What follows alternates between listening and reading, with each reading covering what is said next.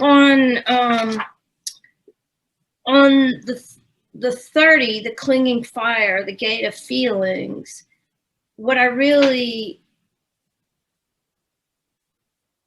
resonate with is, yes, inside of me, there is this, because my motivation is hope, right? So there's this great hope that I will fulfill my destiny.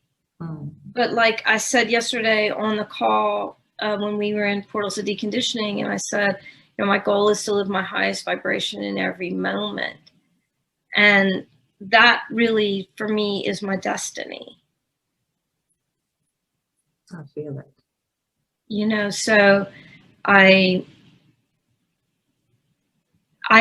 recognize that that's different. You know, it was like the example I gave about my friend who does her vision board in January, and it's, you know, like it's go to this place. And so there's a picture of that place, and, you know, it's how many books she wants to write. And so, you know, it's all these really things. And then I'll have one image, and it's the image that I have found that captures what my highest vibration in every moment is. And that's not to say that I'm a shining star every moment. No, life is filled with ups and downs. And if I'm in a down moment, the highest expression of that for me is to not beat myself up, to not make that I need rest or that I don't feel well wrong, and to just surrender in that moment. I feel that so deeply with you. You really touch my heart every time, because you're so sincere with your emotions. And, you know that I have the 35, and then seeing you, and then this other channel, and they both say the word desire. And I also have hope in my design. And you just allow it, like you said, you surrender to that emotion. While I have the 47 as well, you know, oppression. I usually just push it away because I just, yeah, I also, like you, want to be in my highest vibrations. And I'm sort of thinking that I don't allow that because I have the judgment that the emotion, showing emotions and deep feelings and the lows that you have, that it's not the highest vibration, but maybe the emotion, the highest vibration of the emotion is just to show it and just to tear up and to express all the love that we feel, right? Because it's all out of love. I feel that so deep with you. Yeah. And I'm like, I'm grabbing for tissue and I don't have any because I have one for you. Thank you. So, you know, my experience with the 35 has been so incredible. And when I was younger and in my marriage, there were times where I would be eating, I'm Cajun. I'm from South Louisiana, and I'm a really good cook. I mean, I learned to cook at the hem of my grandmother's skirts, at the, you know, my mother's apron, and I can just cook really good food just from, you know, whatever. So we always cooked, you know, like we ate as a family, and I made dinner every night pretty much, you know. And there were times where we would be eating dinner, and I'd eat dinner, and then I would want something else. And I would say to Trey, I feel like there's no reason for me to be this hungry. Like, logically, I had my dinner, or, you know, I shouldn't want seconds, but I am so hungry, and I don't know where this hunger comes from. And you can't imagine how life-changing it was for me to read the 35 and to understand that first time when I read that. And Richard talks about it's the portal to the collective consciousness of hunger. And I stopped reading, and I ran and told Trey, and I was like, this is why. This is why. And that has changed me so much, because I can, you know, if I feel that, I go, oh, all right, I'm now connected. This isn't my hunger. And I'm experiencing the collective consciousness of hunger. And a lot of times I can just that awareness makes it manageable, if you will, you know, so I can, the highest expression in that moment would be to go, oh, I'm connected to the collective consciousness of hunger. This isn't my hunger. And just sit and feel, well, what does it feel like to be hungry for the world? And wow, what are all these people hungry for? And, you know, and then that just makes it dissipate for me. But then there are other times where it doesn't. And so it's so interesting that,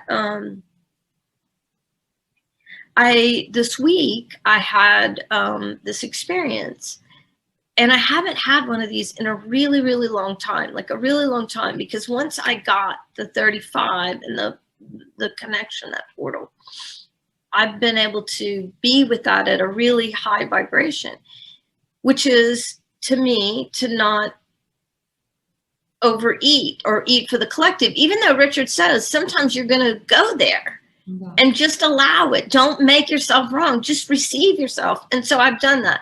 But so that's really helped me pivot, right? And then,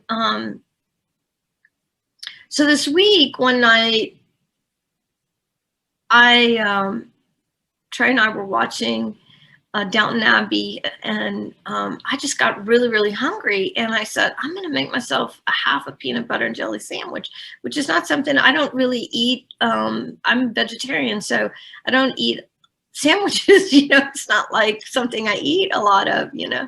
So he goes, oh, that sounds good. Make me one too. So I made him one. Well, I ended up eating 3.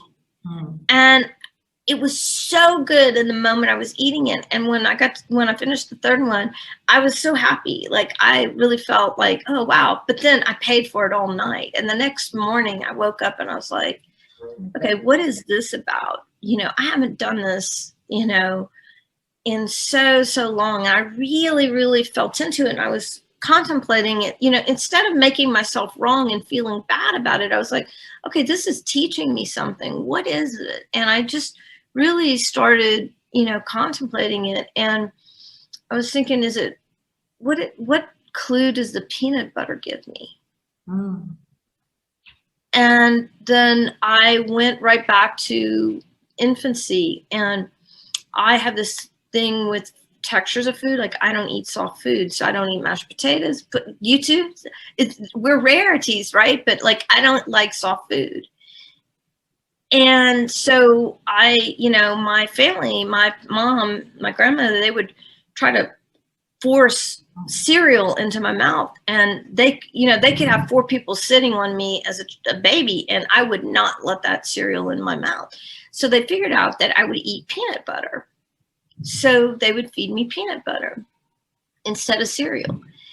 And so I was like, oh, okay, so what's the pattern that relates to when I was a child? What was, you know, and what was triggered in my nervous system that took me back to when I was an infant and I'm being fed peanut butter.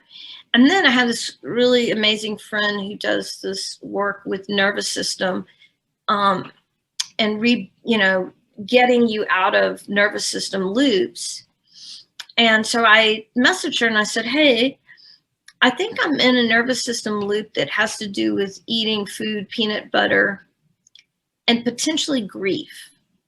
Because I had also texted my acupuncturist of 20-something years, who's one of my dear friends, and I told her what was going on and what I was contemplating. She goes, I get grief. So I added in grief. So I did a session yesterday with my dear friend Ameshe to work on my nervous system. And what we uncovered is that as a baby, when you think about the muscle development and muscular system of a baby, right? And people are, you know, your mom, whoever's taking care of you, reaches forward with food. So it's like coming at you, right? And their faces come into you, right? And so we worked with this whole feeling of them forcing me. And there are patterns of my mother forcing food in certain ways in my life, or forcing me to eat foods that I don't like, or, you know, there was a lot of forcing with food. And so we worked with my nervous system, and what we uncovered is that eating really is not about the food for me. really, as a child, what I did was I fused food and love, people. And so we really explored how really food for me is about the people I'm eating with and the relationship that I have with the people that I'm eating with in the moment. And how, if there's any kind of grief, or if I'm stuffing feelings or emotions that I'm feeling about me or them or our relationship, that's it. Because what happened as a child and what happens now, how my nervous system shuts down, is that when I'm in a nervous system shutdown, my thyroid, everything stops working, right? Because it all stops breathing, right? Right. So then whatever I'm eating isn't nourishing me because my body's not processing it. So then my body's starving, even though I ate, because it didn't receive the nutrients from the food. So it's, you know, like I had this big aha about how important it is who I'm eating with, what's our relationship, that's important, more important than the food. Right? I mean, so Yeah. think about that in terms of hunger. I am in awe because I recognize your story in my childhood. I'm not going to go into it. I'm going to listen. So many things are going on in my time myself right now. I'm going like, wow, because I have the 35.4 as well. And for the people to know, you have it in your open throat, and it's your conscious personality earth. And I have it in my south node in a defined throat. But so when you first mentioned like the hunger of the world and picking that up and then sort of transforming it or translating it with the food and the nourishment that the world needs, right? I was like, wow, that is how the open throat works with the 35. And then the 4, you know, being of service for me feels that, yeah, you're transmuting the energy with yourself, with your body. It's going through you. And somehow then your body needs the nourishment to process it all. So I feel there's a lot more going on. And then when you just started sharing about the nervous system and the relationship when you being fed as a child, and then saying they wanted to let me eat stuff I didn't want, and I was like, oh my gosh, it happened to me like 5 times a week. You know, we had sprouts. I hate sprouts, and I had to eat them. And like other vegetables, I did not like. They really pushed it, and I was even, you know, almost throwing up, and I still had to eat it. So food for me, the same way, became this love and hate.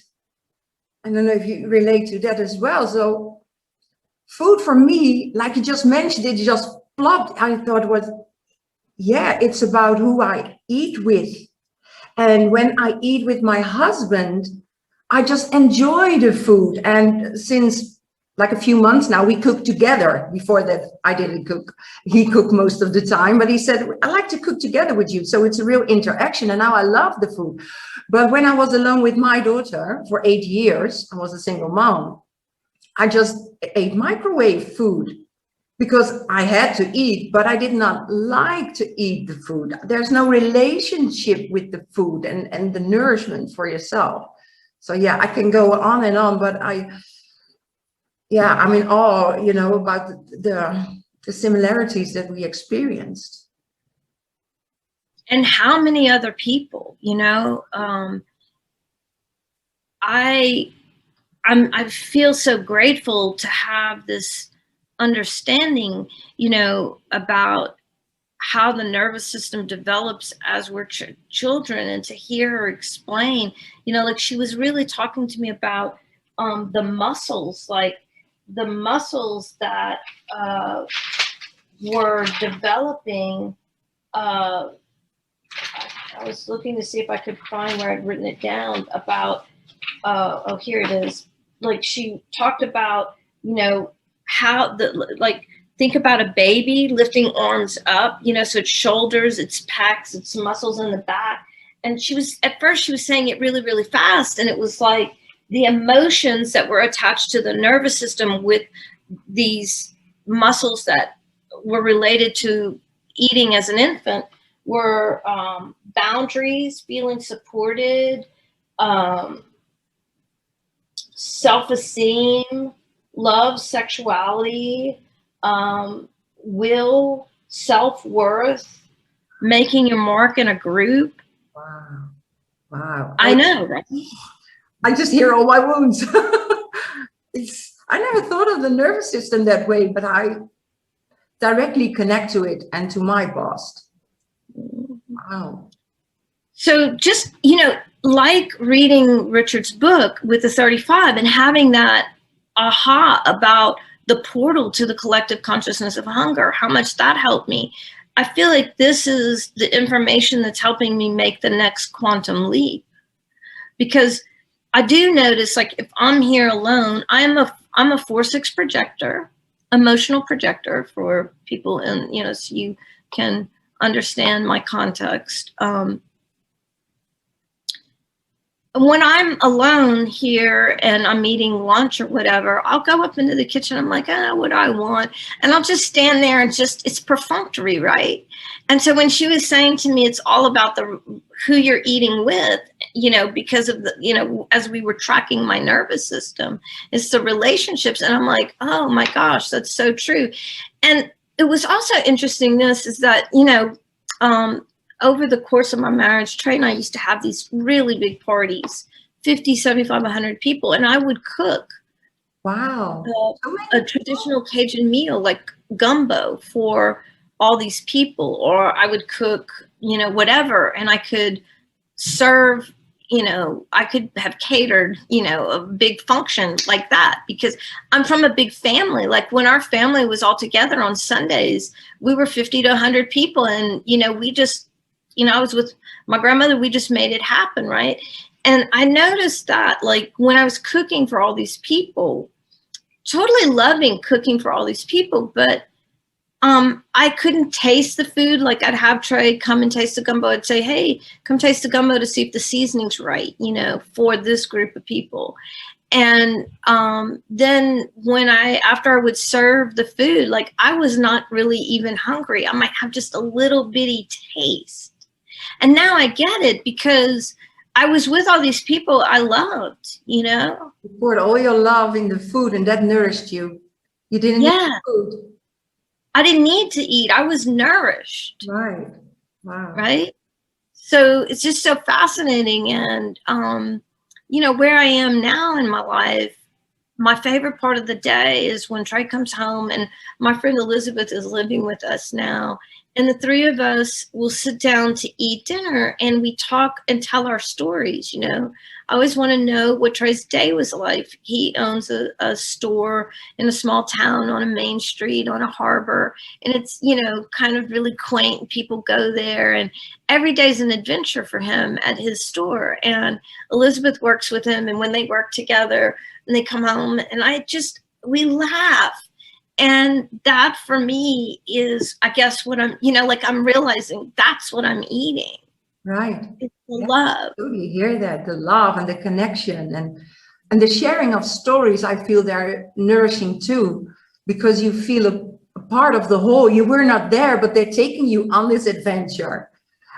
What they done that day, and I totally recognized it the same. When you ask someone a question during a meal, you really.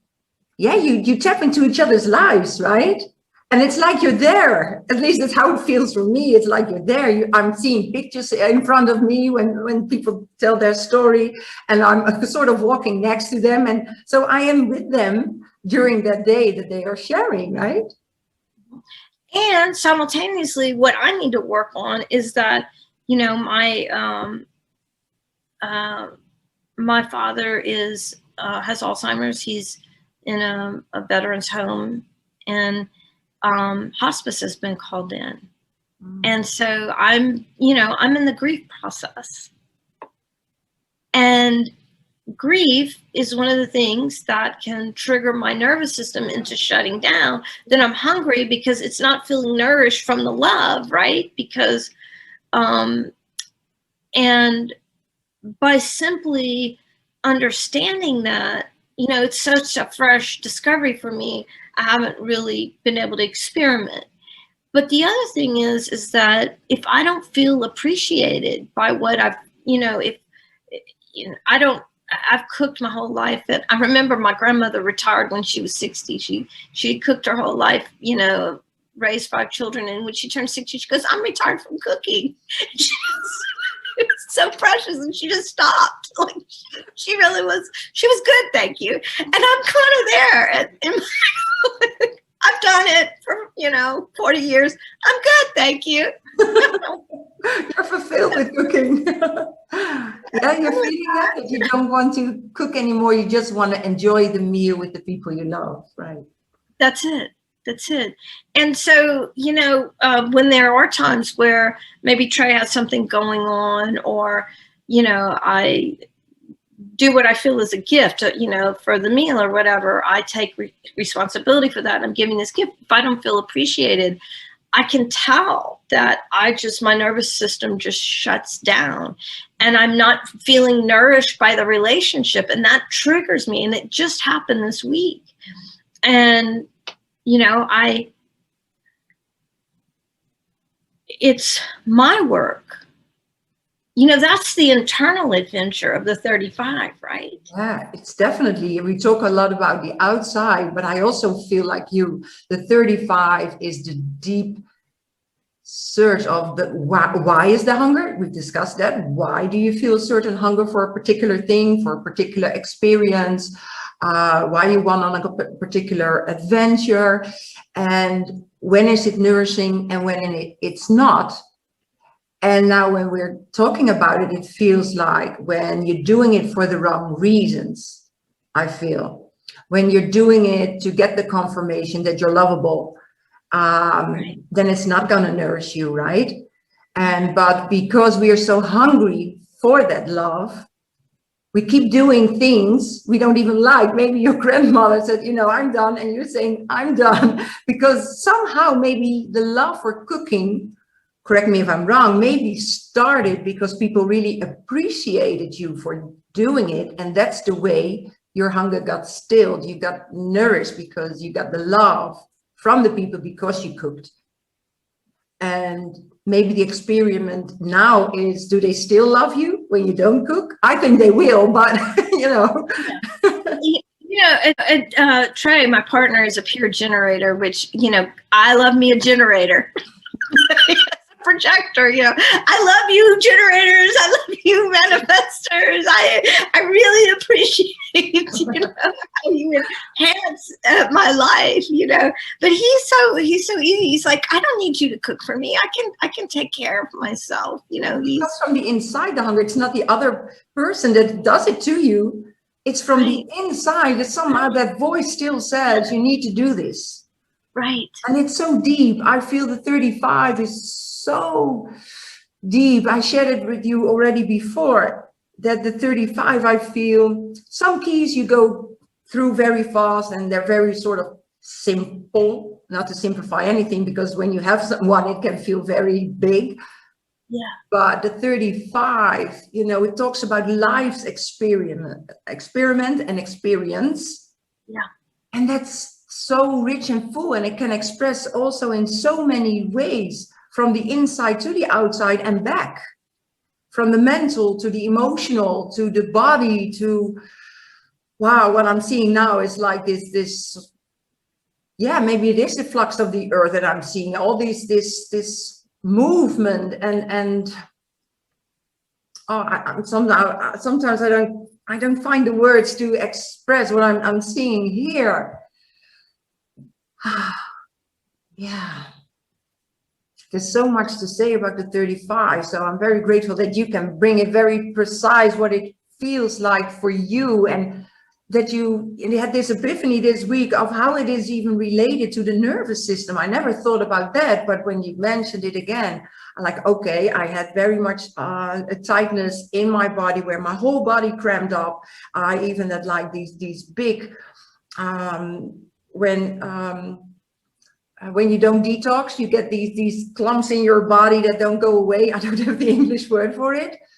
And it was in my burnout. I was totally, cramped up. And why? Because I had so many emotional experiences, and I did not process them for years and years and years, ever since I was 25, I believe, maybe earlier.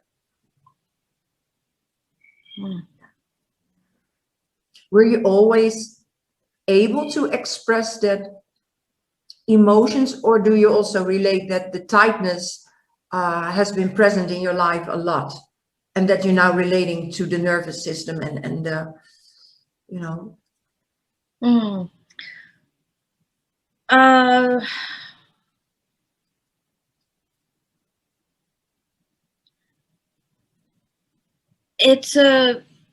It's a wave, when I was a child, my home was very volatile. And I like to describe it as I learned to become the wallpaper. Because if I, just became the wallpaper, it was a much safer place in my house. So I learned, in terms of human design, or, I learned to stop the emotional wave, or bring that emotional wave in, and then think about, I'm an emotional being, and I'm also a projector. So penetrating and wave, and I learned as a child to not project that into the field, because I learned that's dangerous. That's going to hurt you. That's what my household taught me. And simultaneously, that didn't shut me down, in that it didn't freeze me from expressing my feelings or emotions. I just learned who it was safe to share with. So there were people you could share it with, so it wasn't blocked. Yeah. I learned to discern over time, I would say by the time I experienced a big shift for me in my late 20s to 30s, because the friendships that I was creating in my late 20s, early 30s, are people who are still in my life and who truly love me and see me for the truth of who I am. And maybe before that, I was making my friendships were people who received from me, but weren't really available to me, if that makes sense.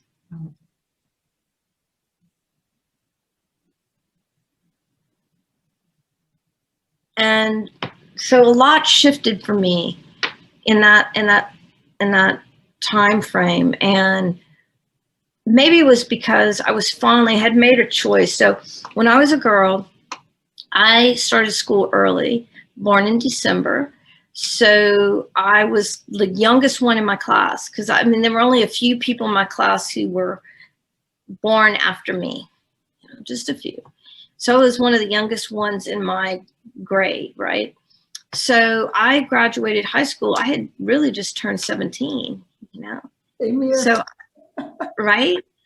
I was, So when I started college, you know, and I'm doing my college applications, my mom and dad saw that I had put down literature as my major, and they're like, "You're not going to school to be a lit major.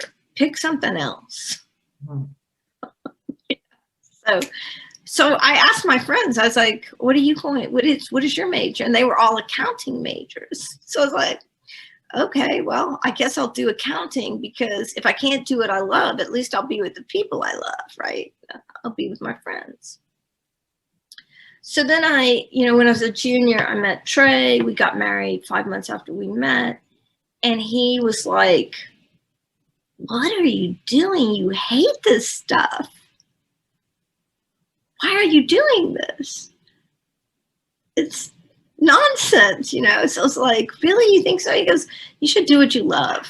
Don't do this."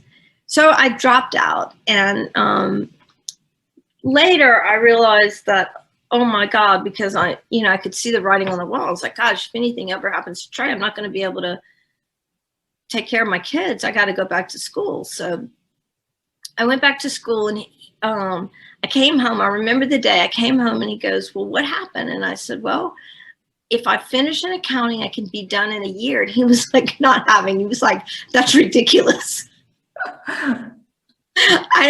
He goes, "No, go back, change that to what you want." He goes, "I want you to really think about what you really want." And I said, "Oh, I don't have to think about it. I know what I want. I want to study literature." Yeah. And he goes, "Go change it tomorrow."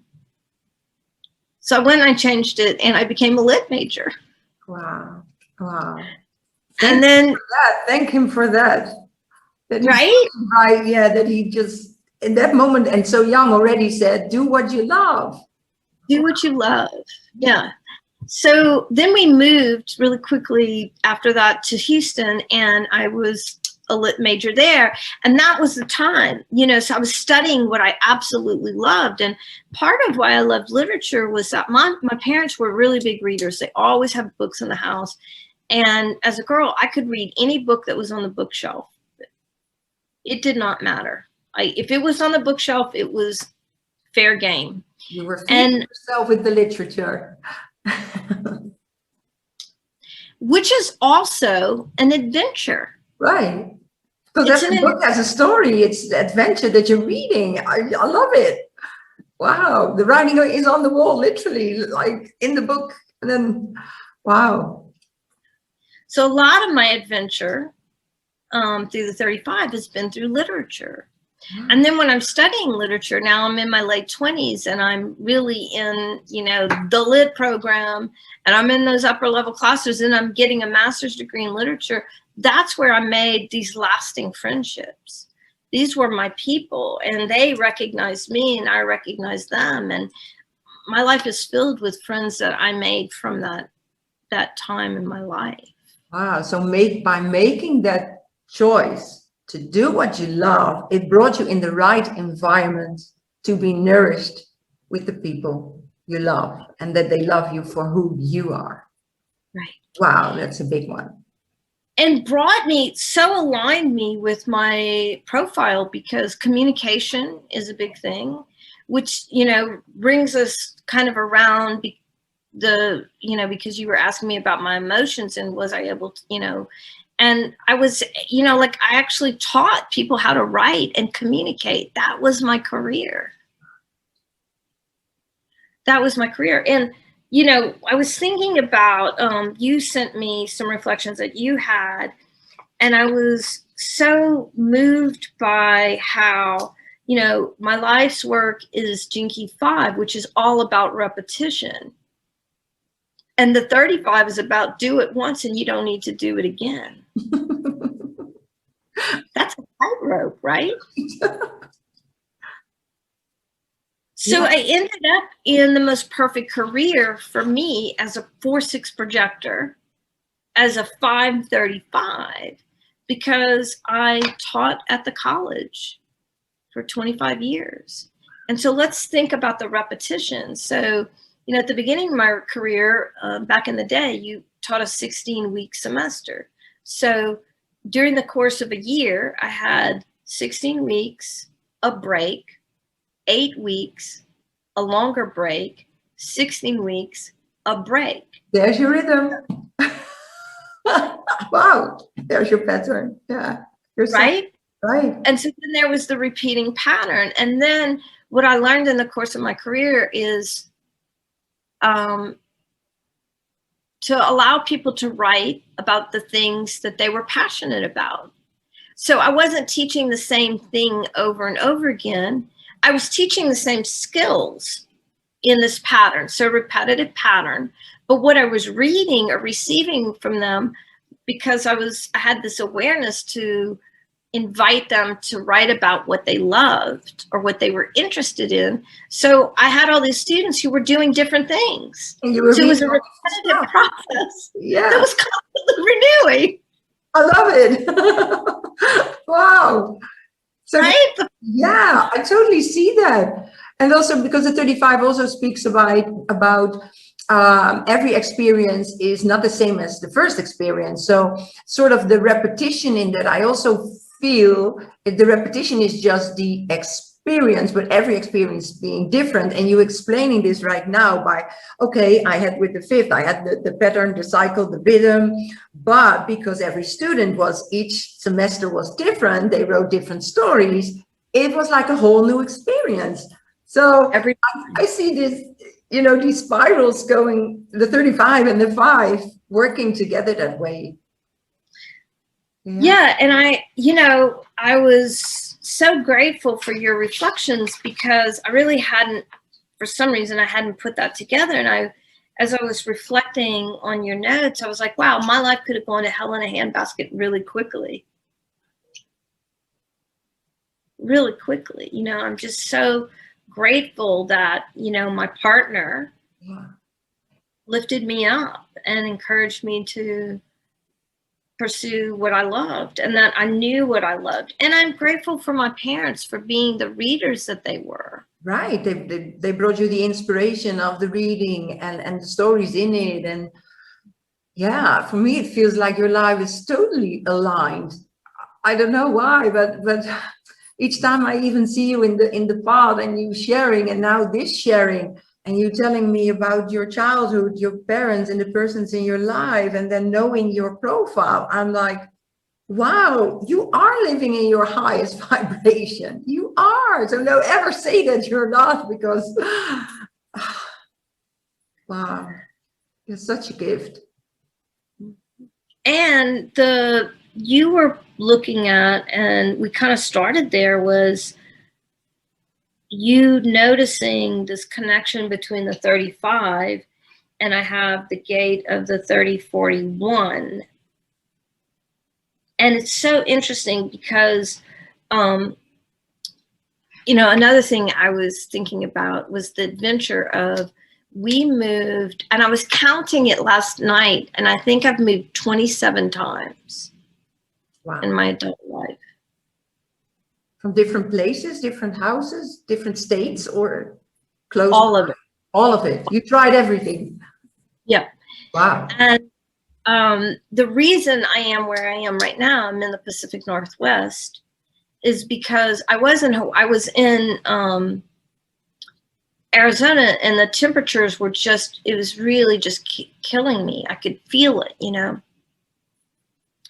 And I was trying out Hawaii, and I was going back and forth between Hawaii and Arizona, Tucson. And then I got an apartment. I was living with a friend so I could go back and forth. And then finally I got an apartment for myself in Tucson. And one day I was standing at the counter and I was looking out at the ocean, and I was in this trance-like state, and I heard the voice of God. This happens to me sometimes. It was just like the voice all around me, and it said, "You will not be here by the end of the year." And it kind of like pulled me out of the trance a bit. Maybe I came out about halfway, and I was like, oh, okay. And then I was like, and then I went to my inquiry, and I was like, Hawaii? Earth? Where will I not be? Yeah. I was just like, and what happened? You've got me in your adventure now, so it's only. It is the most fabulous adventure. So, of course, when I went to my, when I popped out, it just all stopped. So then I was like, okay, I just have to be patient. It'll come. Right. Yeah. Right. So then I had to go back to Tucson for my job, and I'm in Tucson, and this German friend of mine called me, a German friend client, and she's mostly a client, and she called me and we didn't have an appointment, and I see her name, but I'm like, oh, I wonder what she's calling about. So I answer the phone, and she's calling to tell me this adventure she had with this astrocartographer. And I'm listening to her and I'm like, oh, thank you, universe. I need astrocartography to know how to navigate this. So, I just had to be patient. It would come to me. So I listened to her story and I was like, thank you for, being as far to share your story with me. And who's this person, So I immediately hang up the phone. I call this man. I set up an appointment for astrocartography, which I had done kind of research on my own, and Hawaii was an okay place, but I didn't really understand the fullness of astrocartography when I was doing my own personal experimentation with it. So I make this appointment, and the man says to me, your Jupiter line, like where I am in the Pacific Northwest, my Jupiter line literally runs up the middle of Vancouver Island. And then I have like my moon, my Mercury, my Venus, my Chiron, and I think there's one other one. I haven't looked at it in a while. But I mean, it's this amazing geometry from Vancouver Island all the way down to San Francisco. And he goes, if I were going to roll the dice, I would go up here somewhere. And I was like, I'm doing it. Yeah. Wow. So then I go back to Hawaii, and I had signed up for Richard's first call where he went and he talked about the Delta, and he kind of presented the Delta. There was a, call. So I'm on this call, and he said, tell us where you're from, your name and where you're from in the chat. So I opened the chat, and I put in, Simone. I was in Honolulu at the time, and I wrote Honolulu, and I'm watching the scroll, and I see Alea Ashland. And I was like, did Alea move from Kauai to Ashland? So Alea is the amazing being who has done acupresence, who's brought in acupresence. And I had taken her training in Kauai. So I pick up my phone and I text her and I go, Alea, did you move to Ashland? And she goes, are you on the Delta call? And I'm like, yes, I am. And I had just decided that I was going to, sign up, and I was going to roll the dice and be in one of the random calls. I thought, oh, how fun will that be? So I paid, and I had just hit paid when she messages and says, are you going to do the Delta? And I was like, I just paid. And she goes, how did you sign up? And I was like, I signed up for the random group. I'm rolling the dice, and she's like, I may do an acupresence group. Would you like to be a part of it if I do? And I was like, sure, if there's room and you'd like me, I would love to join you. There's the invitation for the projector, right? Yeah, I hear it. So I end up with Bella. Wow.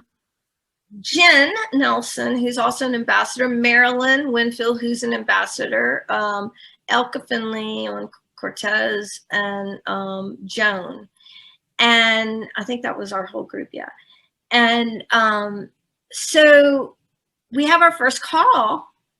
And Jen and Elka, Jen lives on Vancouver Island and Elka lives on Cortez. So it took me about 2 weeks to get the courage, but then I emailed Jen and I said, hey, can I talk to you about Cortez, about Vancouver Island? She was like, yeah. And I was like, when would be good? And she goes, I could talk to you now, or like, this afternoon or something. So we had this conversation.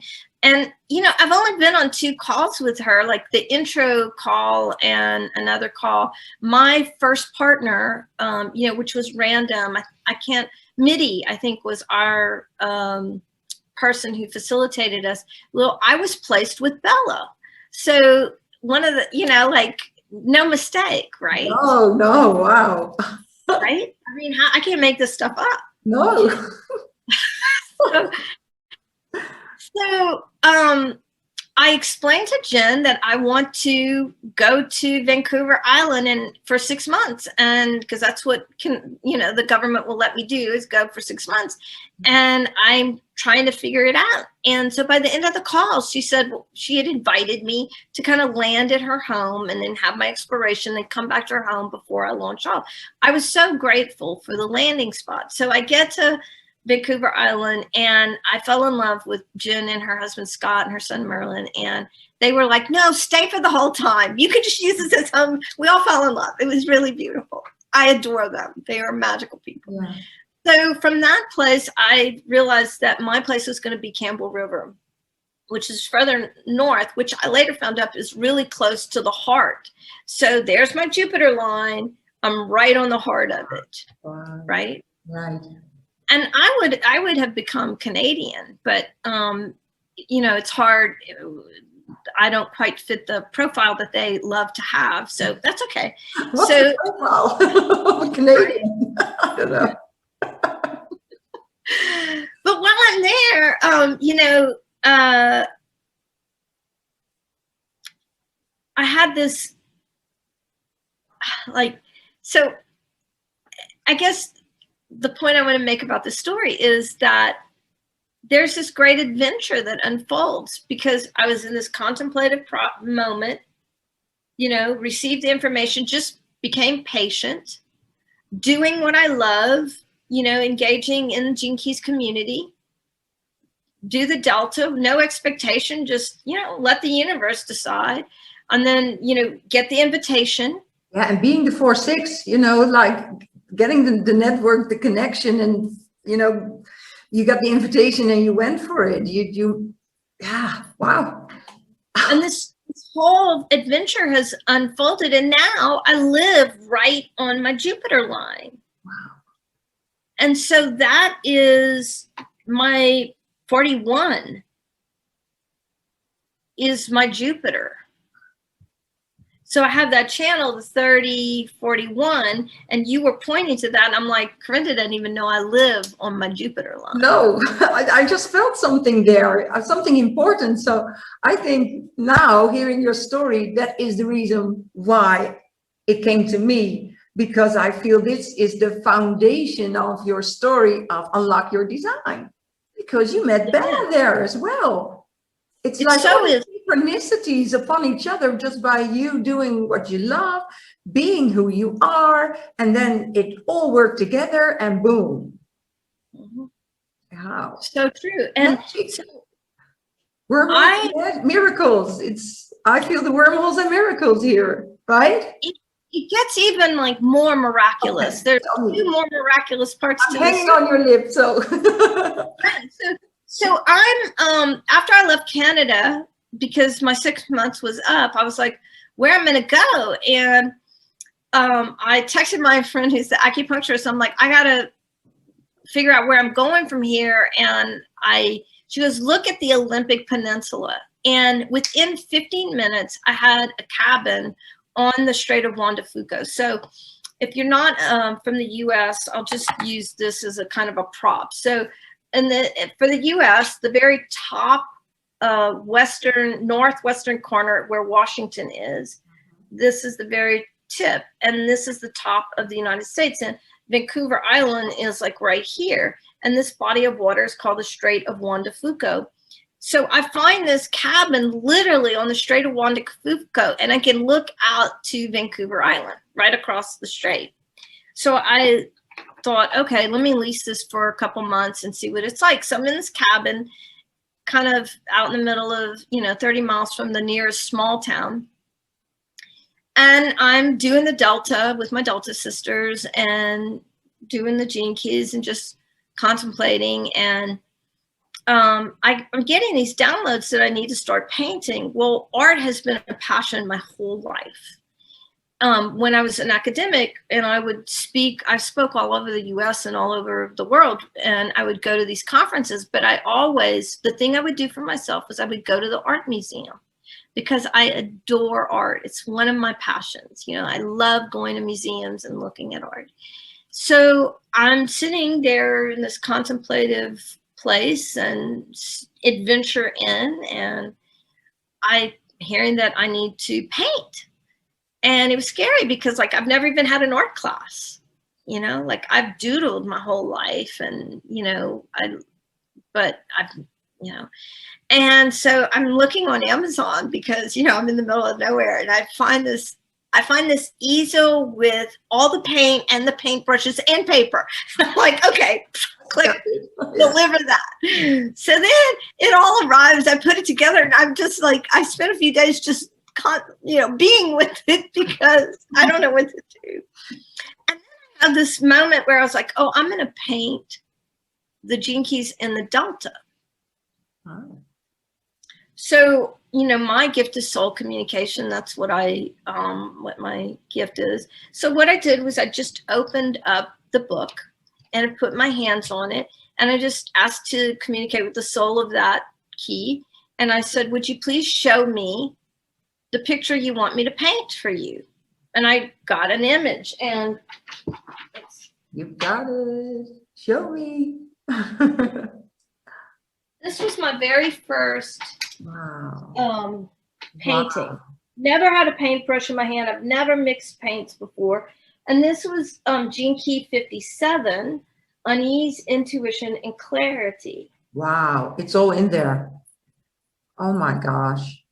I love it. It's amazing. And then even with the black and white, I know I paint, and maybe there's a correlation with the 35, you know, being creative and stuff, but you know, with black and white and painting this, I know how hard it is to paint with black and white. It's amazing. Wow. So then I keep going. And this painting right here is my 22, which is my favorite gene key.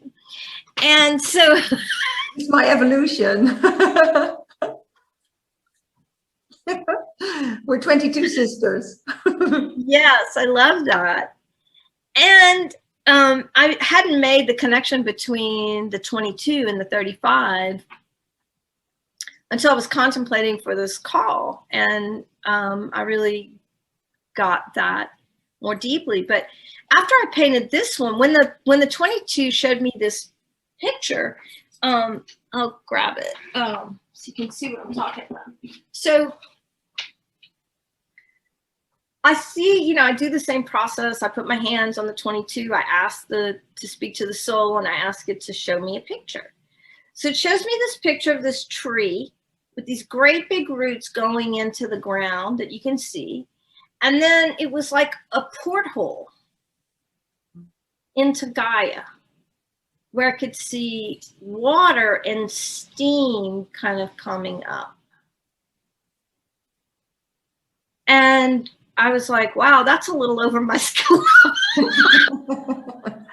I even see a whole world, like sort of an Atlantis kind of world in it. So after I painted it, I realized it was the involution and the evolution. And then, but then I didn't, when I saw the painting, I saw the tree, I saw this, I saw the green come in, I saw the blue come in. And then the very last thing that crystallized the whole thing was this golden light that flew across. And as I was painting it, I understood the involution and the evolution. And, but I didn't understand the gold light. And I was showing it to a friend of mine and she goes, oh, that's grace. That's the sacred union. I want to share something with you before you go on, because each of my paintings, I have bought special paint because I wanted to bring in the light. And in every painting of mine, I just have a few shades or a few strokes of light coming in anywhere. Doesn't matter where I feel that the light needs to come in. And I don't know why. You know, I just paint like you. I just paint intuitively, and I never know what's going to come out. I don't think of anything. I just start with a color and then something happens. But the last thing I do is put in the light. And now you're bringing to my awareness, like with the 22, that is graciousness. I'm having chills. Wow. I'm so feeling the importance of sharing our story right now, because now I'm listening to you And so many light bulbs go off for me. So when we think we know it all, you know, sometimes we think we know it all, but then we have this conversation and a new epiphany appears, like, okay, okay, this is graciousness, and it expresses this way in my art, in your art. Right, right. Wow. So there I am in this little cabin, and I have my Delta call.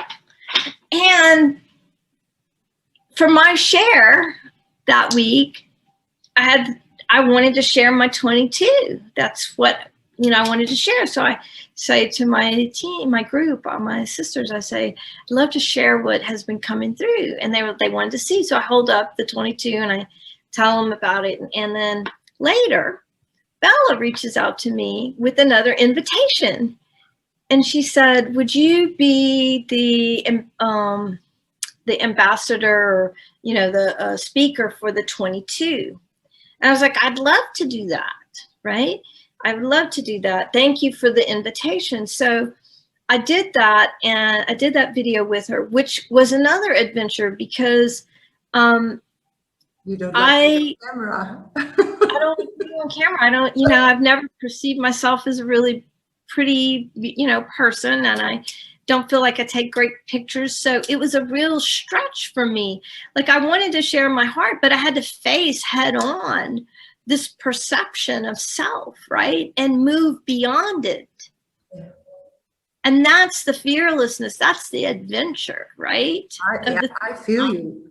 I feel the relationship in that with the 35. Me being like 1.5 years ago, I did not even pick up my phone. I never answered a call. I never called anybody because I was somehow too afraid to be rejected or, you know, something like that. And now doing these videos, being on camera, being in Zoom, and, you know, it's like, yeah, the adventure brings out the courage to live a life fully lived, right? Feeling the fear, allow us to love you, doing it. Right? And allow us to love you, and for the world to appreciate, you know, like, I'm so in awe of this whole adventure of the Archetype Akasha, and that you know, are courageous enough to be the cosmic librarian of the cosmic. Yeah, I'm you know, I'm totally honest always. So I feel the invitation also to be me, and even stepping into my own fears, like new fears. And we talk about the repetition and new experiences. So each time I feel there's another layer of courageousness that pops out. So you go through a certain experience and then you come out even braver. But there's still something there, you know, and then another invitation comes from life. And then you feel this urge, this desire. Yeah, I really got to do this. But you also feel the fear, like, yeah, but am I going to fail? Am I going to do, you know, all these things, but you're still going to do it. And then you go through it and you feel like, yeah, sometimes I feel like, yeah, another leap or another threshold that I took, and I made it. I did not die. I did not fall, or maybe I did fall, but I stood up again, and feeling so strong afterwards. Like, it's like this growing process, growing through life itself by being courageous enough to step over the fears, or even how do you say that? Hold it. Fear. I'm challenging fear. Fear is in front of me. And it says to me, I dare you. And I say, okay. Even being with the fear. And then, yeah. That's right. Yeah. And like this Archetype Akasha, I just felt a deep, deep call inside of me. Maybe it was my 35 calling the 35. And where I used to do things just to prove myself, I now feel how it is to do something totally out of a call, out of love, out of the need that I feel of the value that the sharing brings, right? Having this conversation with you, how it makes you feel, how it even makes me feel, how we learn from each other, and being with each other and listening with each other, to each other, we can all grow. Yes. And then again, then I see your tree and the evolution, and then growing, like when it all works together, I see the 45 and how we can all expand if we just, you know, face our fears and open up our hearts. That's been the most difficult thing for me. I think that's also related to the 35. I don't know why, maybe it's not, but opening up your heart when you're being hurt so much in life's experience, you know, being so afraid of yeah, I shared it already with you, that you really feel your heart like, and that really physically hurts, and you don't ever want to happen that again. But life so invites you that you somehow just dare to go in that experience again, even though your heart might go like, but then daring to flower again just because you need to, or feel that you need to, for the good of the whole, maybe not even for self, right? Yeah, I mean, that to me is almost the ultimate journey of the 35, or the ultimate adventure of the 35, is that internal journey. A long time ago, so, you know, I had my academic career, and I was clairvoyant from my earliest memories, or clairvoyance was always a part of my life. And when I was in my 20s, I would have these videos kind of pop out like apple glasses almost. These videos would just start playing. And I started seeing these videos of my family members. And I was raised Catholic. And I knew from the time, you know, when I was a little bitty girl, when I was just walking, and I would see all these beings in my grandmother's house. And I lived with my grandmother and my grandfather. And I realized from a very, very early, you know, my perception as a child was that what I saw was wrong and bad. And so my whole life, that was an internal journey. I knew things about people. I saw the energy in their bodies. I saw, you know, the whole realm of the non-physical. And then by the time I'm in my early 20s, I'm seeing these videos. And that was when I started watching the one video that was the thing that I had judgment about, and I shut my gift down, was watching one of my younger cousins, who's just the sweetest person. It's the kindest, just really precious being. We all loved her. She was like, you know, the little one in your family that everybody loves. So she had just gotten married. She moved by me, and I was going over to see her. And I had this video pop up, and I saw her whole life trajectory. And I saw that the man she married was the same energy as her father's energy, and that he was going to abuse her. It was going to be a life of abuse. And, you know, I had so much judgment about that. I couldn't hold that. Well, that's what her soul chose to grow. And, you know, I couldn't hold that. And so I was like, God, make it stop. And it was like the matrix opened up and the video just pulled out. And then I went into like 17 years of depression, which I didn't even know I was depressed, but I had separated from my soul. Right. I wasn't even able to receive myself. So that opened back up for me through an injury. Well, I always kind of like was channeling energy, but it all opened back up, and I started this deep, deep meditation process for years. And one day I was meditating, and I heard that my business name was Expanding Horizons. And I was like, oh, okay. And I wrote it down, and I eventually, that's what I made my LLC be, Expanding Horizons. But I didn't, way back then, I didn't, you know, I was like, okay, yeah, that kind of makes sense. But, you know, I didn't fully get it until I got the 35, right?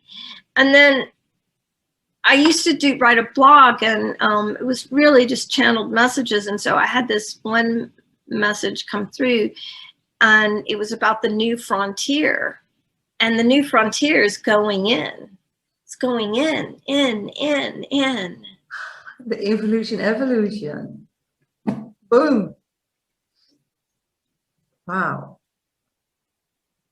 Which, you know, the 35, I mean, you can have I can go kayaking, I can go hiking, I can, you know, have the adventure to live on my Jupiter line, whatever, but it's the internal journey.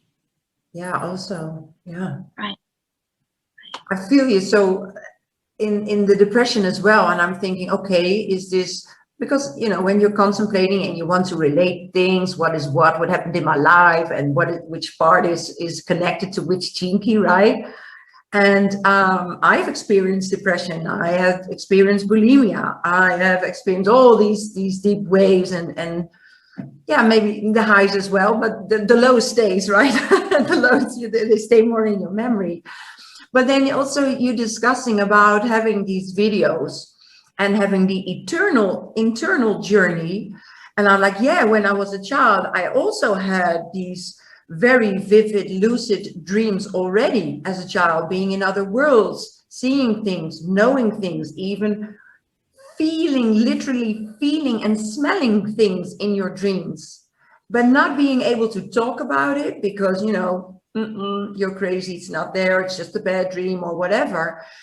But still, you know, having all these experiences and then have to hold it back, not being able to express it.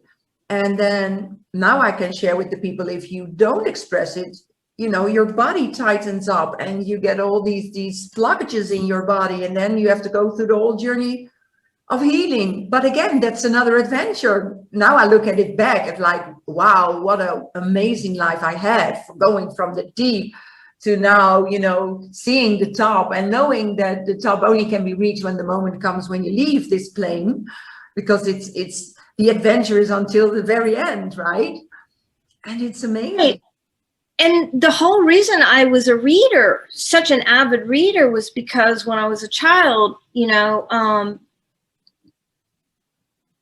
there would be, like, my parents' rule was we had to be in our bedrooms by 8 o'clock. Now, if we were quiet in our rooms and the door was closed, they never came in and, you know, investigated. So when I would turn the light off in my room, that's when all the non-physical would be right there. And it was so scary. Yeah. So I developed all these like rituals where I would like turn the light off and leap to my bed and pull the things up and then reach over and put the lamp on to have just a little bit of light so that it would all stop and I wouldn't be, you know, consumed by all this that was in the room. And so I learned to read like sleep. So I would have my lamp on and I would read in the dim light of my lamp, because if the lamp was on and I was reading, so, you know, reading is became almost like sleep to me, because I would read all night. I would read through the night and I would be fine the next day.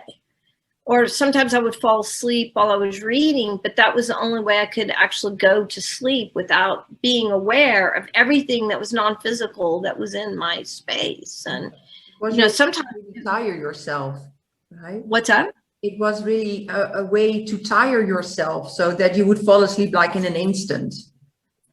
Yeah. That's how I learned to love to read. Yeah. And that's why I was such an avid reader and lover of literature and going on all those adventures when I was. Yeah, what I'm hearing now, because people can say that it's a bad thing that you were so scared, but because of that you were scared, it brought you to reading. Because I also feel with the 35, there's never, ever a bad thing with 35, even though you experience as feeling bad, it's just a feeling, which is part of the experience. And it always brings you somewhere. I feel it's all, yeah, it's, of course, it's a gate of progress. Well, yeah, so every experience, even the bad ones, they bring you somewhere, and you explain it really beautifully here. So I was afraid, I had a light, and I went reading, and because of that, I went into literature. So that's how it works for the 35, I feel. That no matter what path you choose, by that experience you recorrect and you go another path, another experience, and you correct again, and that's how you move through life. Yeah, and when you sent me your notes about the 4130, the 41, because it's on my Jupiter line, part of what you wrote was you may experience a restlessness, a constant pressure and hunger for change that drives you toward new experience. And I really never had a restlessness because Trade-Eye's life, you know, my partner is this pure generator. He has all of this energy. And, you know, we moved a lot because of his job. And so I never really was restless, you know, in my earlier years before I finished, you know, in the first part of our marriage from 20 to, you know, late 20s. And even after that, I didn't have to have a hunger for new experiences. They were built into my life. I married this partner who was ideal for you, for your path. A pure generator. He was constantly, you know, and I allowed him to, you know, I never stopped him from doing his thing. I always just went and it all worked out. And then there was also a part about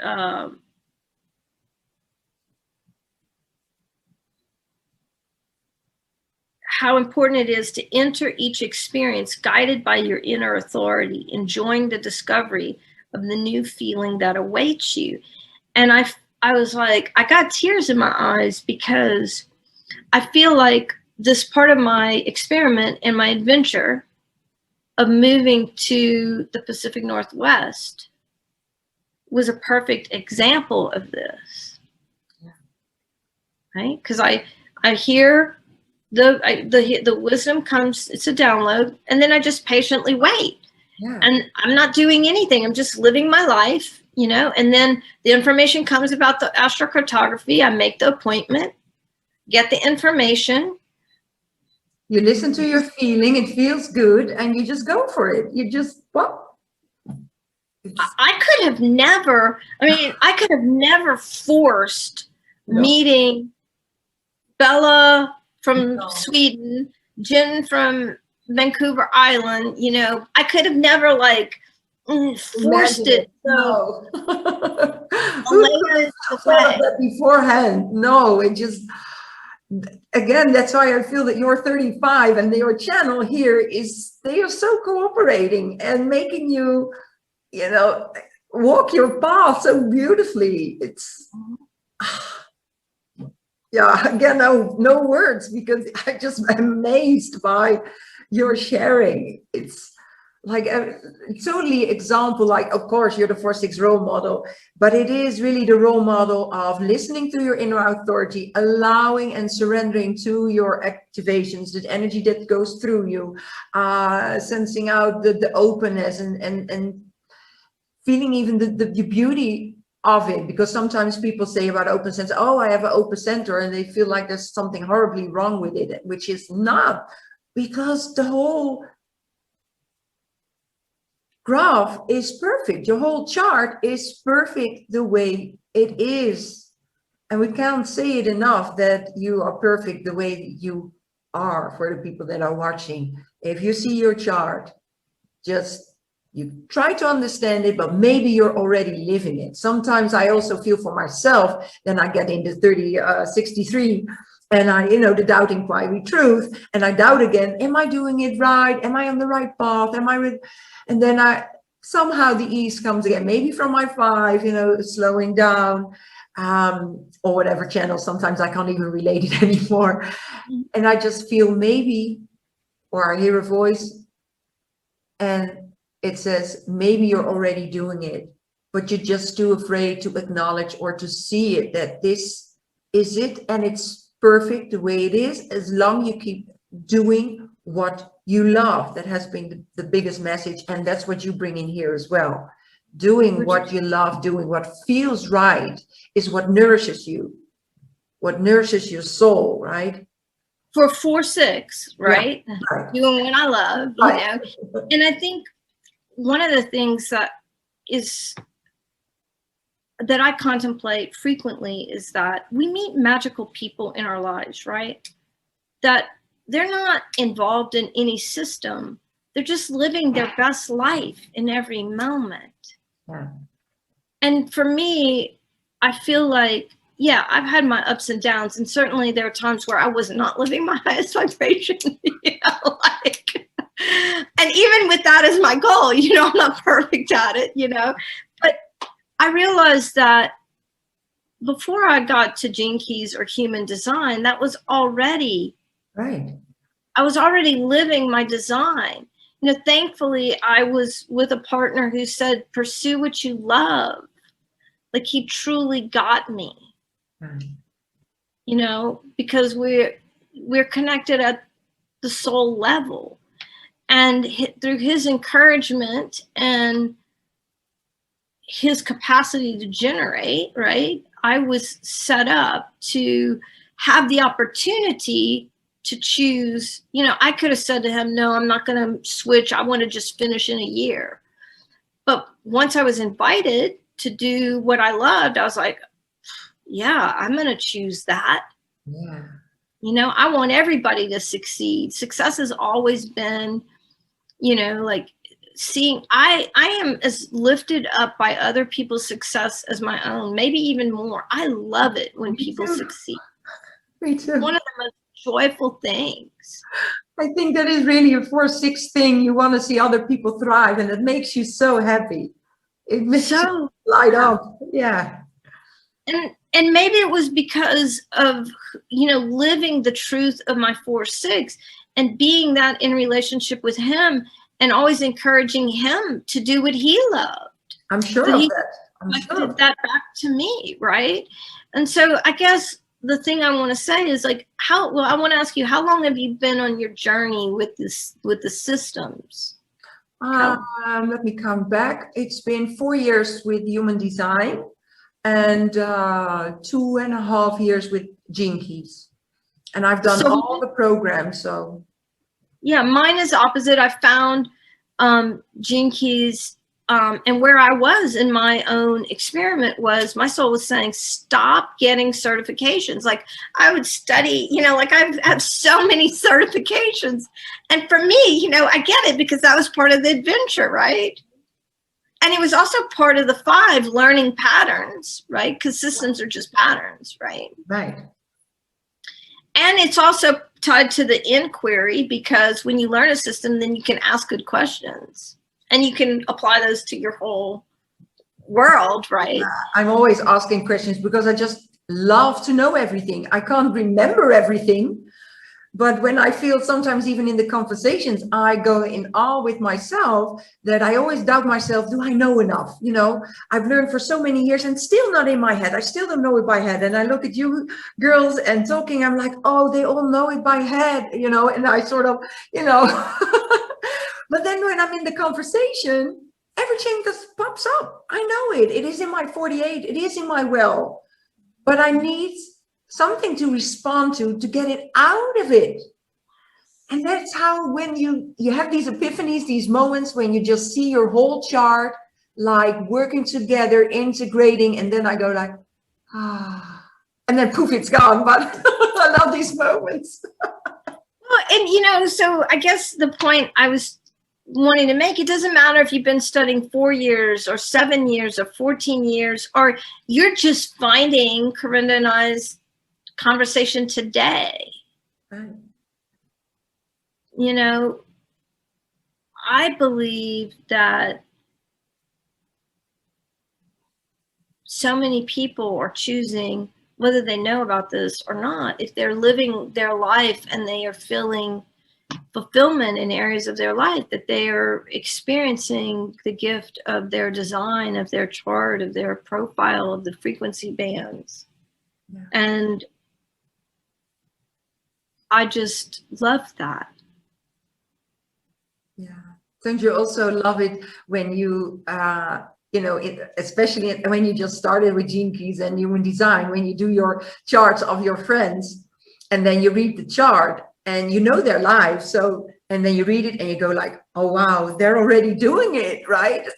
And they don't even know it. And that's so magical to me. It's like, it's for me, the conversation. So magical. Yeah. Yeah. when the Gene Keys came to me 3 times before I went to the website and looked at it, because my soul was saying, stop doing certifications. So like it came to me, I was like, yeah, no, I'm not there. I'm like right in my own, you know, I need to be in my own world with my own soul and doing my soul work. And the 3rd time it came to me, my friend Eden said to me, just look. Just look. And because what does it hurt to look? And I was like, okay, there's the adventure. I was like, yeah, she's right. What does it hurt to look? So I go and I printed out my profile, and I looked at it and I was like, I don't know what any of these words are, but I saw the truth of me. I was like, this is the truth of me. This is the truth of me. And then I remember going to the website, I was like, okay, well, I'm going to do a little investigation here. So I look at the website and I was like, soul, show me what is essential for me. What's in the highest vibration, my highest good, what's essential. And I got 7 sacred seals, acupresence, and the Gene Key book. So immediately I bought the whole acupresence thing. I bought the 7 sacred seals and I bought the Gene Key book. And I was just working with those tools, and nobody, like just in my bed at night, I'd have my books, and I was, like it was a slow journey, because the deep, and I have done acupuncture for probably 24, 25 years, but maybe 21 with the same person, so I remember just having the acupresence sheets. I printed them out, and I would just ask, and I would go to my acupuncture appointment, and I'd have an acupresence sheet, and I'd be like, can you do this to me today? Like, do what you're going to do. Like, do your magic. I don't want to do that, but could you do this? And she's like, I do this one every time. I do this one every time, this one every time, this one every time. I'm going to add this one because it's the one I don't do, and I was like, okay. And then to meet Aleo, like how I could have never, like, my mind doesn't even work in that way. I just got the thing. And then I remember getting to Hawaii, and it was when I was living with my friend Elizabeth there, and I was checking my email, doing my work, and then this email pops in, and it was like, acupresence on Kauai. And I'm like, I'm 2 islands over. It's going to be so cheap to go there. Her workshop's only $200. I'm doing this. Like, there was the invitation, and it was a week later. Like, it happened like that. It was so quick. And that's how I met Alea. I was like, I called her and I'm like, hey, I'm going to come to your workshop. I just got the thing. Can you help me find a place to stay? And it was when Kauai had the flood, and there weren't a lot of places to stay. And so she actually found me a house. And I mean, within a week I was in Kauai with Alea, I'm looking at your chart. If you have, because, oh no, you don't. I thought what I'm sensing and what I'm feeling here is like when you are open, like you are, and your heart is open, so not filled with fear and all the other stuff, then you're just being able to receive and to tune in, and then you can hear the invitation when it's there. Right. I think that's a big message for us all as well.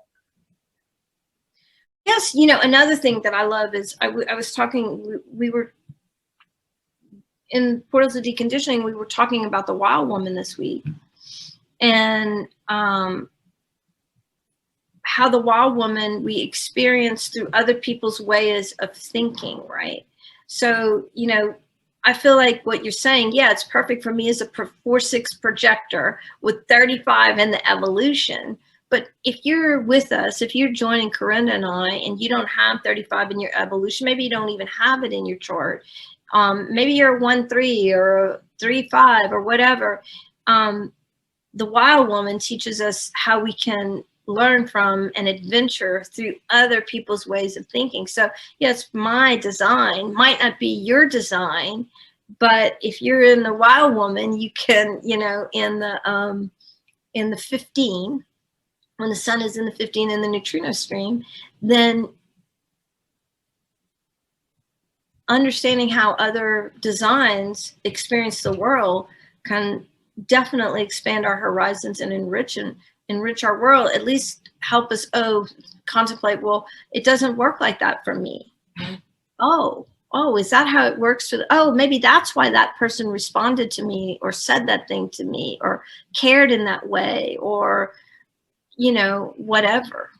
Yeah, I love it that you brought this up, because I discussed it in another share as well, that I feel why I'm drawn to this work, and maybe probably you too, because you mentioned it, is when you see this system and you know yourself, then you've got this whole other perspective about other people, because okay, they've got another design. And sometimes even my 63 or is going like, I think that's a projector, or I think that's a manifester with a that's how when we look for the patterns, right? Mostly I'm right, but then seeing the beauty of the differentiation of, okay, before I knew this system, I could judge people for, why aren't they doing this? Why are these people responding to me this way? I only mean it the right way. Why are they rubbed the wrong way? And all this stuff. And now I'm, again, every time in awe and so full of love, because I see the beauty of maybe you not liking me. It's just mechanics. It's just, you're not meant to be in my life, right? Oh my God. Like that. Holy moly, that one for me, my career as a faculty member at a college, I had colleagues, especially when I first joined. I moved to Tucson, and I get my faculty position fairly quickly after moving there. So I don't have a network. I don't know anyone. I'm the outsider, really. And I would go to these meetings, and there were people who would literally turn their chair. Like, I don't know these people. I've never said anything to them, and they can't receive me in any way, shape, or form.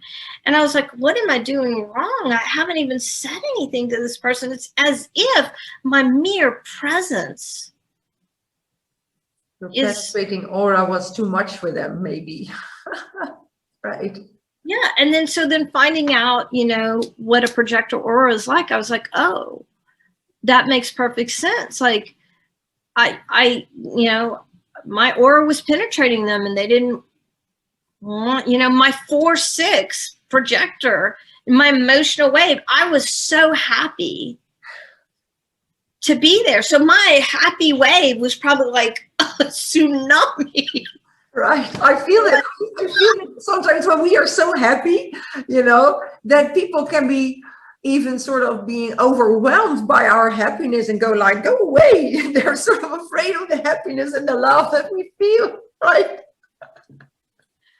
Yeah. And there was one man who was hired later in my career, and I really liked him. I liked the way he thought, but he was at a different campus, and I wasn't on his hiring committee, and he never really kind of jihad with me. He just didn't, he didn't seem to connect, and he seemed to almost walk the other way. And I was fascinated by the way he thought. Like, I thought his ideas were incredible, and I really wanted to get to know him more, and he just was not having it. And so I just had to lift my paddle and go, okay, and just eventually, I don't know what changed, but I know I gave up trying.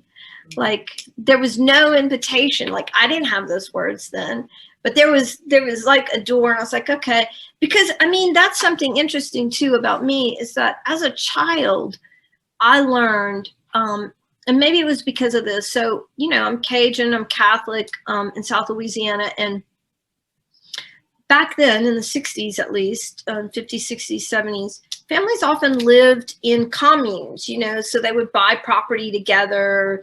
My grandfather had a lot of property, and he gave each one of his children a lot. So eventually, when my father was able to build his house on his lot, I think in 3rd grade, I was 8. But all my cousins lived on the street, and they had all been born in the house they lived in. They had all grown up with each other. And so they had this network, and they knew us because for many years I lived across the street, across the big street at my grandparents' house. But then when I was like 4 or 5, my parents moved away. And so then we were away, and then, you know, we would see them at my grandparents' house, but I wasn't like in their community, right? So then my father builds his house and we lived there.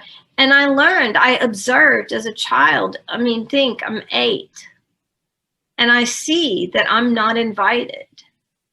And I remember as a child, like one of the things was I didn't have a bicycle and all my cousins had a bicycle. And so that was the big thing, you know, so you're a child and everybody from, you know, 5 years old to, you know, high school, because we were a big range and there were a bunch of us, they all had bikes and I didn't have a bike.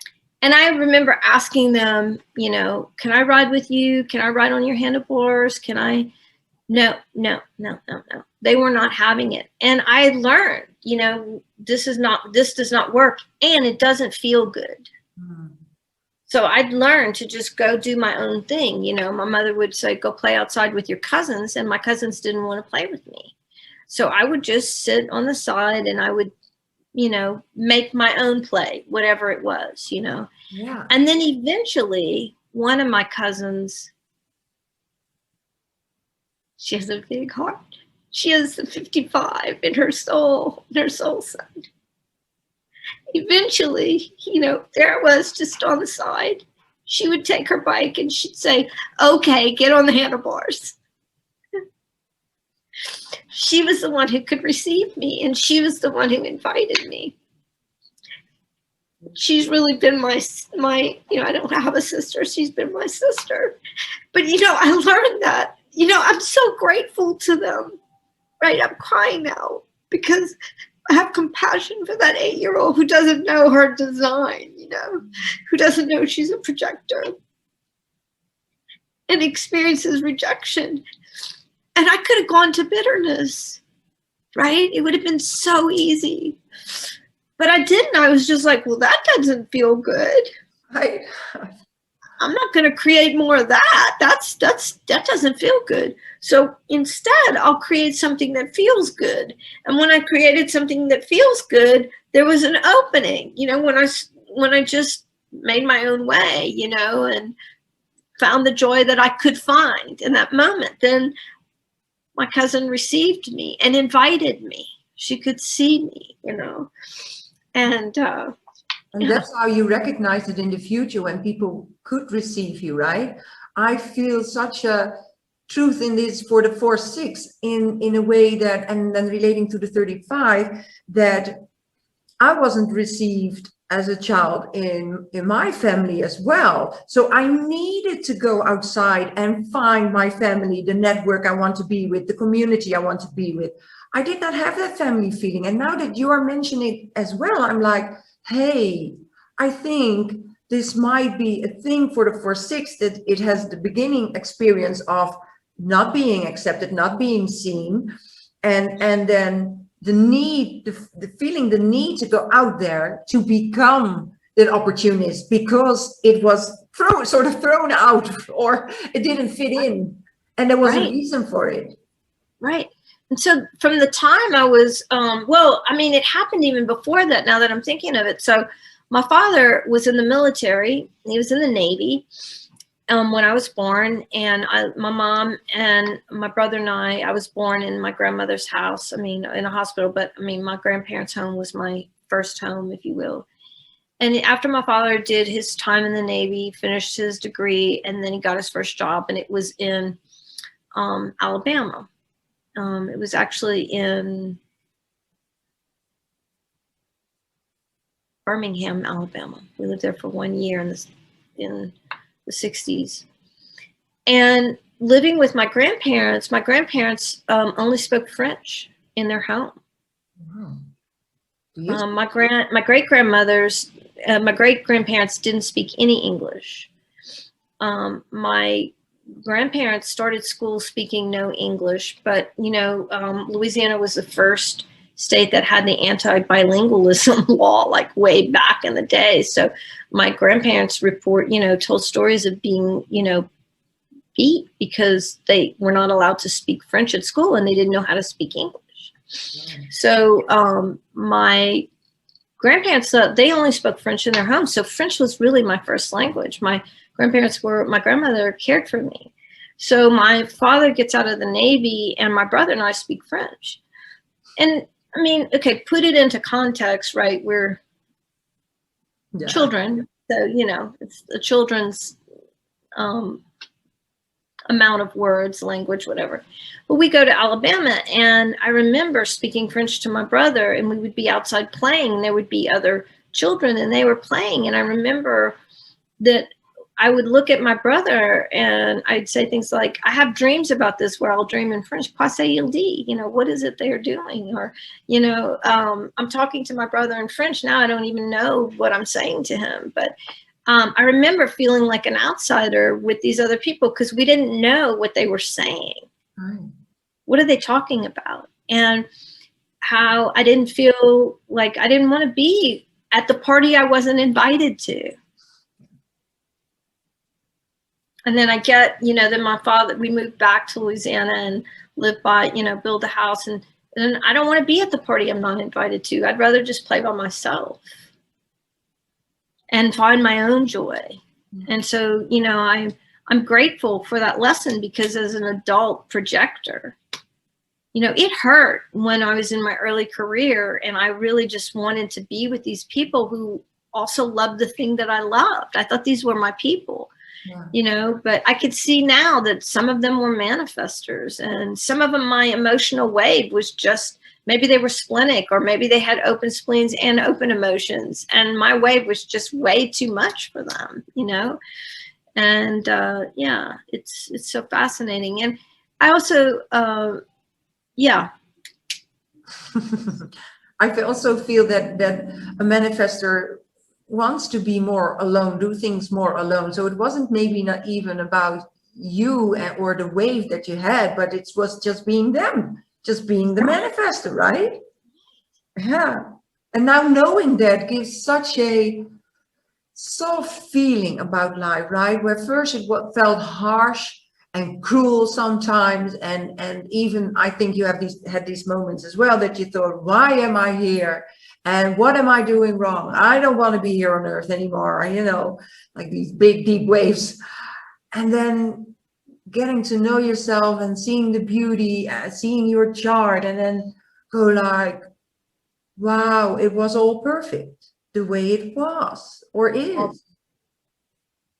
That's the thing for me that really suits my heart and my presence with everything that is happening, even what is happening in the world right now, you know, seeing the cycles within cycles and us not having control over it. It is the cosmos.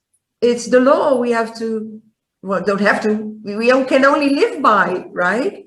And it is perfect the way it is. Perfect the way it is. And then, so then this, I love this segue because part of the 30, the 30 is my South Node, the clinging fire, the gate of feelings. The theme in your notes was the theme here is to surrender to the experiences to life, the experiences life brings us, and to learn from each rather than being limited by the expectations one brings to life. Yeah, you did that. Wow. Right? That's how the channel works. It was just this stream. I'm hearing in your stories this stream, this channel doing its thing. And, you know, I was like, oh, wow. You know, one of the things, I actually bought Trey a t-shirt once when I was in Hawaii. It says, it is what it is. We've said that like our whole, you know, 40 years together. Well, it is what it is, you know. It is what it is, you know, and now where I am now, I'm like, there's no right, there's no wrong. It simply is. Right. Someone else's choice is not right or wrong. My choice is not right or wrong. It just simply is where I am right now. Right. Right. So beautiful that in another conversation I had this morning with my Delta Venus group, we stayed together, did a Venus after the Delta, and now we're just sisters. Like you mentioned, that's the beauty of a Delta. You become really connected because of the sharing. We also came up, you know, about the COVID stuff and the having family that are thinking about vaccinating or are being vaccinated, and us being, I don't want to use the word against, but I don't want to get vaccinated. I did my research and I choose not to. And then one sister was really crying about it, like, I am telling them what to do and they don't listen, and I see them fall and get sick and da da da da da. And then, you know, me and another sister bringing to her that all that we can do is love them for who they are. They got their design and they chose their path, and it's their choice. That's free will. It's the choice that you make for yourself, how you want to live this journey of life. And all you can do is be there for them and not judge them, because it is what it is. Right. And, you know, I love this conversation, because what we've contemplated is that I perceive that there are people for whom taking the vaccination is not in their highest good. And they know that at the core, and they don't want to. And there are other people who they know, you know, that's what they signed up to do. That's, you know, and it's for their highest good to do that thing. Right. And the part that makes my heart sad is that there are people for whom maybe it's not the right thing, or it is the right thing, and they're choosing the opposite of what their soul is because of the conditioning. That's and true. That is what, that's where I really, you know, it's, I had the same insight. I even wanted to text it you girls, like, we really need to get people aware of their conditioning. I know you've got the portals of deconditioning. It's a must for everyone. Please start just with deconditioning, because when you're deconditioned, you're already your natural self. You don't have to know anything about the system. You just have to know where to decondition, right? Right. And then you can choose an integrity for yourself, whatever it is, right. And be okay that other people choose something different. Right. Then you know, it's, yeah. And then I also loved about the 30, which is if you enter in experiences with clarity, guided by your emotional authority, you can recognize which are valuable and have the potential to bring change. And this is how you avoid burnout and disappointment. And if you know, the burnout and disappointed by blindly doing something. And, you know, as an emotional being, my strategy is, you know, to ride the wave before I decide. And simultaneously, I've had these experiences where I entered correctly and there was so much clarity I knew in the moment. And, you know, I think that was this channel, the 4130 and my 35, you know, working together. And I'm going to just share this one experience. For most of my marriage, or the early part of my marriage, when my children were still at home, Trey worked away for a lot of that. Like, he would travel, do his job for 2 weeks, 3 weeks, 6 weeks, and then he'd come home for a week or two, and then he was gone. And he always had this desire to live in the country. And I would say to him, I don't want to live in the country when you're not here. I'm the one who has to do all the driving. If I need milk, you know, like, it's too much. Mm-hmm. So then at the end of our son's high school, one of them was out and one of them was still a senior. We sold our house. We bought property in the country. But this is what happened. He wanted to do it, and I was still kind of on the fence about it. But I agreed. I was like, okay, well, let's go. Well, let's just go look at property and see what happens. So we had been looking at this piece of land, and we would go out, and we had gone out to it so many times that the neighborhood, it was acres. It was like 4 acres, and it was all these plots of land that were 4, 8, or 12 acres. And so we would go out to this piece of property and we would just stand there and kind of be with it. And we'd done it so many times that the neighborhood dogs would start to bring their balls to us. And we would, you know, like, throw the balls to the dog, and the neighbors would wave, you know, like we, you know, they had seen us so many times. But we couldn't pull the trigger on that lot. And so then, because we had been there so much, one of the neighbors, who happened to be a fireman, he walked down and he goes, are y'all going to ever buy the property? We were like, there's just something that we can't pull the trigger on. And he said, well, there's some other lots that a man owns. They're not on the market, but maybe he told you one. And we were like, oh, okay. And he said, I'll send you the number. I'll ask him. I'll send you the number. So he calls straight and gives him the number. And we've made this appointment to go look at some property that's even further in the wild. Don't really quite know. We know how to get there, but it's kind of even sketchy, the road, but we go. And the day we're going, we're on this road, and it's a dirt road, it's hilly, it's in the middle of nowhere. And I look over at Trey and I said, we're going to buy this property. And he said, how do you know? We don't even know where the road goes. We haven't even gotten there. I was like, there's a rainbow over it. See the signs.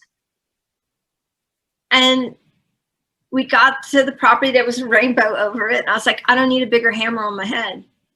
That was the clarity. Like I knew in my being, this was where we were meant to live. And we ended up buying that piece of property, and we lived there for longer than I've lived anywhere. Lived there almost 17 years. And it was in the middle of the nowhere. And it was actually, again, I'm just saying that, it was the perfect manifestation for my pure generator, because as a gift to me, because in that place in the country with my kids grown, what I was able to do was flood love out and flood love in.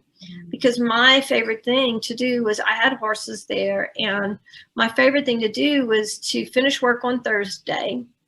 If I didn't have a meeting on Friday, I would stay home. I would go to the grocery store, I'd get everything I'd need. When I came home on Thursday, I wouldn't have to leave my house until Monday, sometimes Tuesday, depending on my schedule that semester. So I would have at least Thursday, Friday, Saturday, Sunday, most weeks, sometimes Thursday, Saturday, Friday, Saturday.